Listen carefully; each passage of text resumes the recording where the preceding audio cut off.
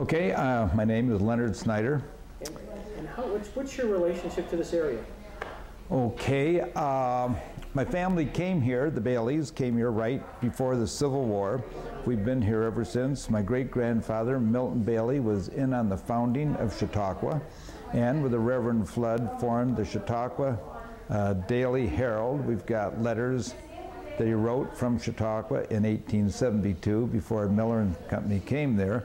I've always loved history. Across the street from Chestnut Street lived the Kneebanks, and there was a connection with the Kneebanks and Bob Jackson, and whenever he came down the street, we knew he was coming. All little kids had to line up to see the big Packard come down the street. So Bob Jackson then was a hero. I mean, we knew about him well before the Supreme Court days. He lived on the corner at Fairmount Avenue, at the corner of Hanford Avenue. My grandparents, the Baileys, lived right next door. The properties were big, and they had a full-time gardener that they shared. He'd be some days at the Jackson's house and some days at my grandparents' house. So we were going back and forth at that time. I can remember, it was always Bob Jackson. It was never Mr. Jackson, never Robert Jackson. It was always Bob Jackson. And I can remember his wife. I can remember him. Stop for a second. Describe him. If you had to close your eyes and describe Bob Jackson. Well, one thing, he didn't smile much. I can remember that. He was extremely good looking, even in the eyes of a kid. He dressed very nicely. You never caught him in Levi's or dungarees, and he had a presence. Mm-hmm. He wasn't scary, but he had a presence about him. And the kids were Bill and Mary?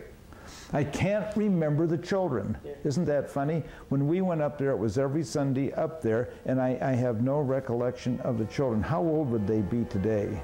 I am 72. Yeah, they would have been in the early 80s. So they might have been a little bit... They had been to school. Older, yeah, but I can't remember them. And you know, I'm getting back an awful long time. The only thing that I can remember clearly is when the Jacksons got a new type of fire extinguisher. Up till then, they were those brass things that hung on the wall with a red hose that came out, you turned upside down. This was something new.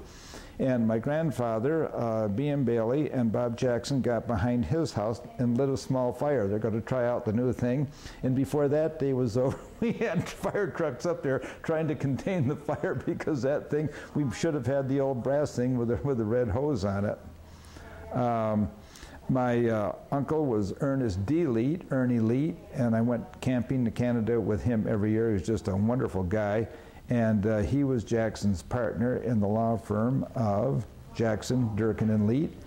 And even as a child, I had enough wits about me to always wonder how a Democrat like Bob Jackson and a Republican, and I mean a really Republican, I think he started the Young Republicans Club here, could be in the same law firm together, but they were.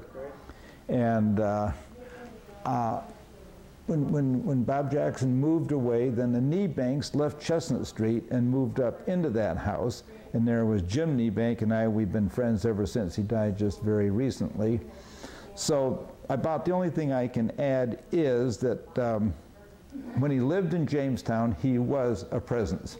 It didn't take the Supreme Court and to make him as big as he was. And I've always been interested in history, and to think that we had somebody from Jamestown, New York, this community tucked away in the Alleghenies in western New York State, who produced a man who tried all the Nazi monsters, is more than I can comprehend. There was Goering, there was Himmler, there was all of them, and he did it, and I think it was an awfully hard job. I don't think he lived long afterwards.